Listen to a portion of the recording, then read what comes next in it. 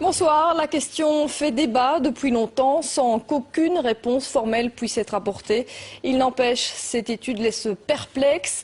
Des chercheurs de l'ULB ont exposé des fourmis à des ondes GSM. Très vite, les animaux sont non seulement désorientés, mais ils perdent de 50% de leur capacité, un résultat qui donne à réfléchir. Jimmy Méo et Kinerkan. L'expérience peut être réalisée très rapidement. Poser un téléphone portable au milieu d'une société de fourmis et déjà instantanément, les premiers effets sont visibles. Vous voyez que celle-ci n'a plus sa locomotion normale. C'est plus faire aller ses pattes, c'est parce qu'elle a été trop longtemps près des ondes. Ça, c'est une ataxie musculaire. Le premier système touché est le système nerveux. Mais le système nerveux, il dirige tout. Il dirige la locomotion, il dirige la perception des signaux émis par les autres, il dirige le comportement, etc. Donc tout est affecté.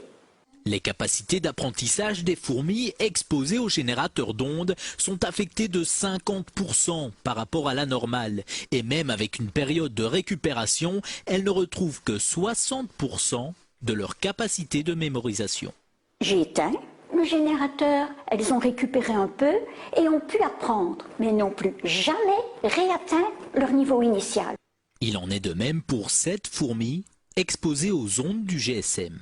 Si on arrête tôt l'expérience, elle va récupérer. Si on continue, elle va mourir. Les dangers pour l'homme sont aussi à prendre au sérieux. Par exemple, l'oreille à laquelle on colle notre téléphone est très sensible. Imaginez les structures que nous avons dans l'oreille. Nous avons des cellules ciliées dans l'oreille.